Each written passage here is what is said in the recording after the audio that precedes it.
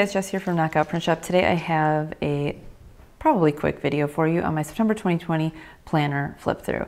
So you know the drill, go through each of my weeks, kind of explain to you how I use my planner and any changes that I made from week to week. So in my month view, I actually kind of like this. There's not that much going on, but I did use our date covers here just to make the date on each of the days pop a little bit, the little circle guys.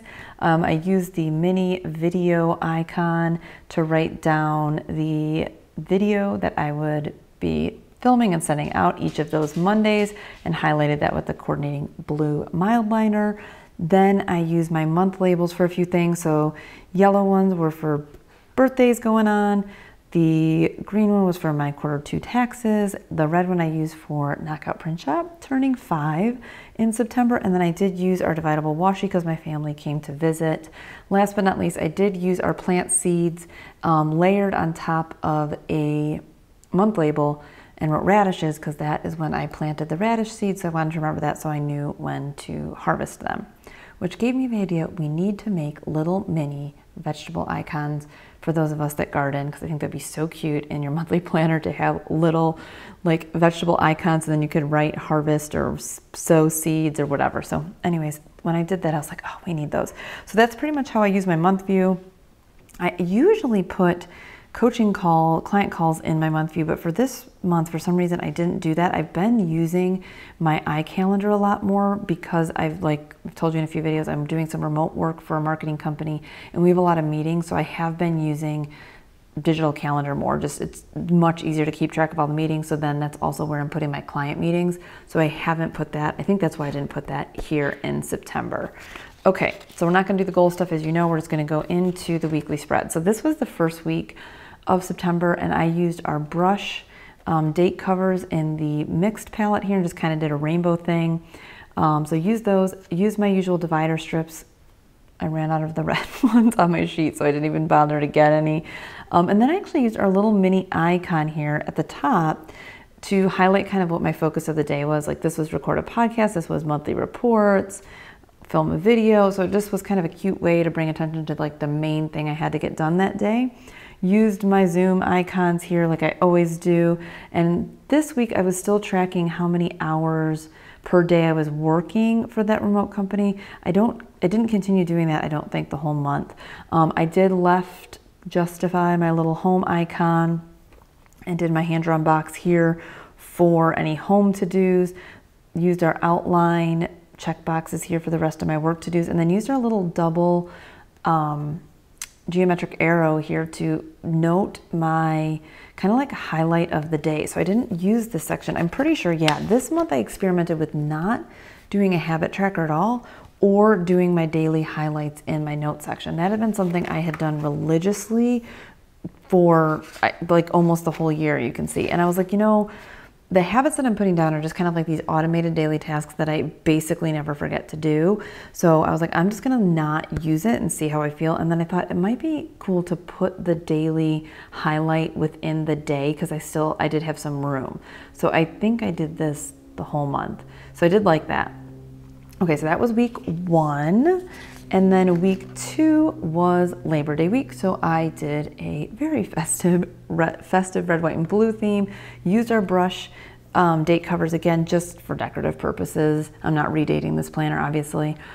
And then put the little house icon. This time I did it in the middle. Same thing here with the boxes with the drop shadow with the mild liner. Then I did use our dot stickers to make a running to-do list.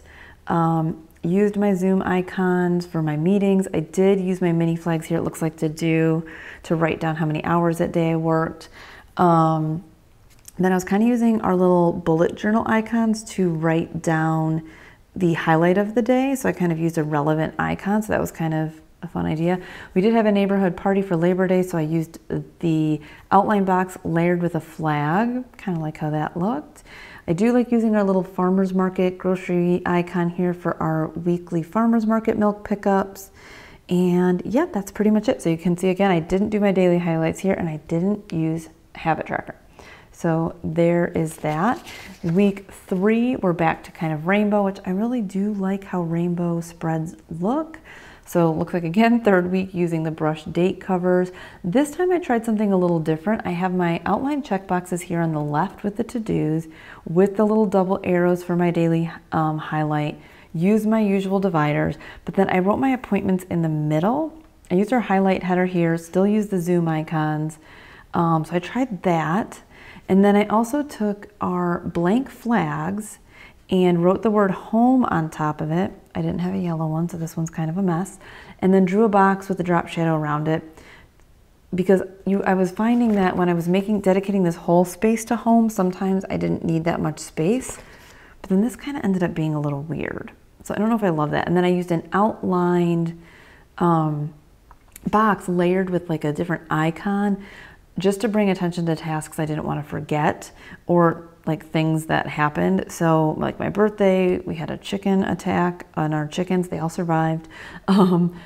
Just different things. So I don't know. I didn't really like how that worked. Originally I was doing it just to like note my birthday, but then I was like, I need this to be cohesive. So I kept using these boxes. Oh, and then I was making it for my family came to visit. So that's why this worked here and it worked here, but these other ones kind of were weird.